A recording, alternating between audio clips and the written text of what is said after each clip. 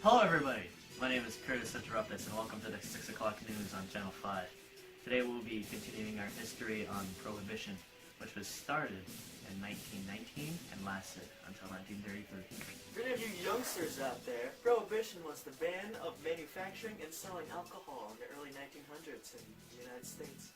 Who am I kidding? Nobody stupid thing anyway. Anyway, we have a very special guest tonight. Studied U.S. history for the majority of his life, because why wouldn't you want to study the greatest country in the world? Please welcome Clyde Eisenhower. How you doing, Clyde?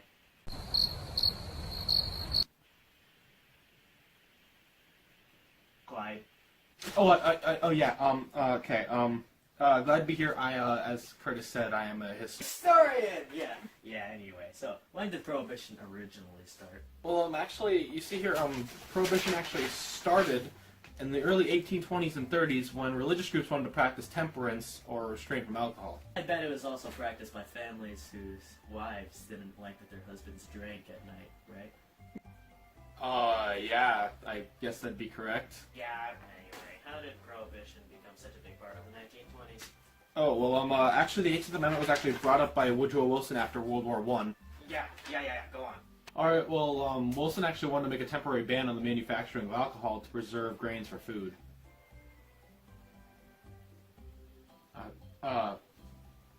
Curtis, you okay?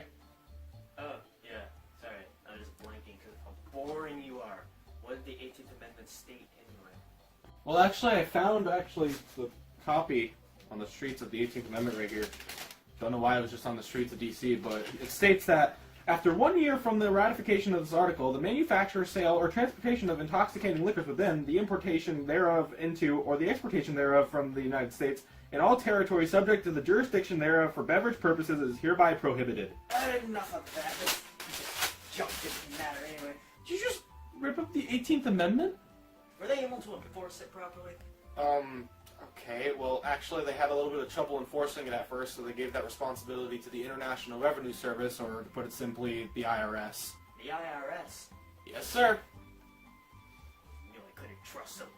Asking for my money and claiming that they're my daughter, that they need my help. Okay, I guess I can relate. Anyway, how about the reactions of the people after the ratification? I can only imagine how that went. Well, as you can imagine, people didn't really take too kindly to it, so as a result they attended and created speakeasies and also took part in an illegal action known as bootlegging. Speakeasies.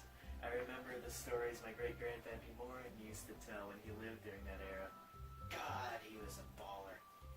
Yeah, okay. Anyway, speakeasies were like today's clubs and bars, except they were hidden from everyone except those who had a password to enter it. Ooh, I remember a password my grandpa Morin used to tell me. It was... Roses are blue, violets are red. You snooze, you lose. Okay. But anyway, they would usually have a person standing at the entrance so that way they could accept the phrase, so that way nobody that would bust them would go into the speakeasy. I also heard there were many gangsters at these speakeasies. How truthful is that? Yes, actually, one of the most infamous being Al Capone. He and many other gangsters actually made a large profit over illegally smuggling beer or bootlegging. Oh, yeah. Grandpappy hated him. Public enemy #1, he used to call him. Wow, what a guy. Yeah, I know. I love how he wasn't even arrested for bootlegging. He was arrested for tax evasion. Yeah. We all know what happened to Mr. Owl, or some other forms of rebellion.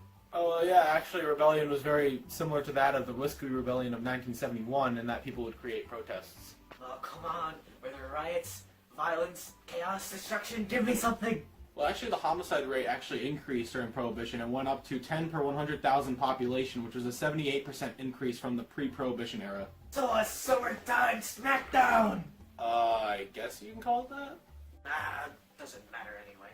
What were the punishments for being caught, like bootlegging or milking or drinking alcohol?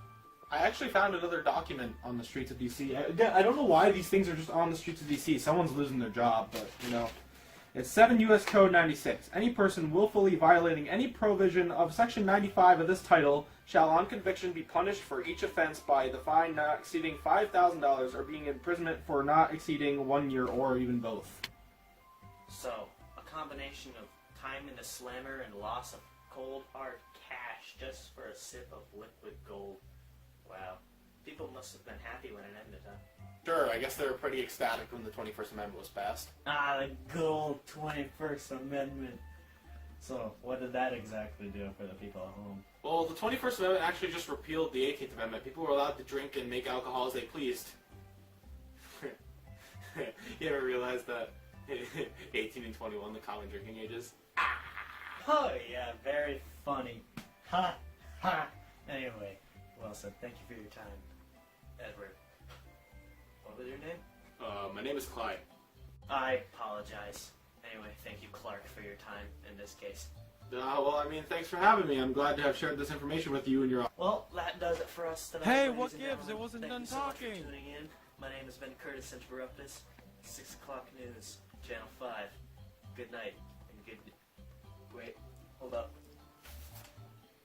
This just in, we have found some lost archives from 1918 and 20, and 33 of a wife and her husband being interviewed about their views on Prohibition.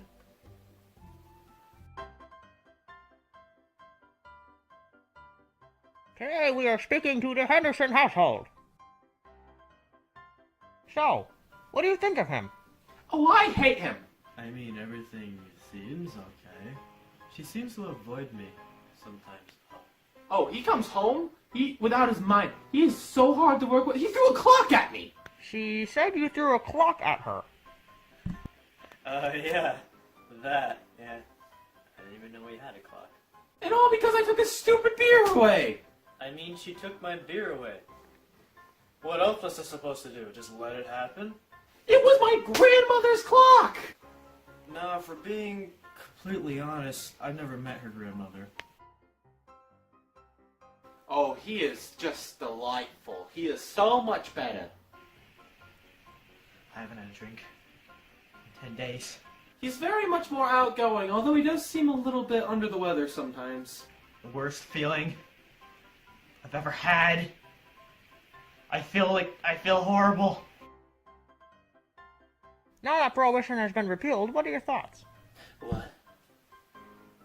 Wait, so you tell me... Why? Why would you do this to me, America? Really? Yes! I love this country!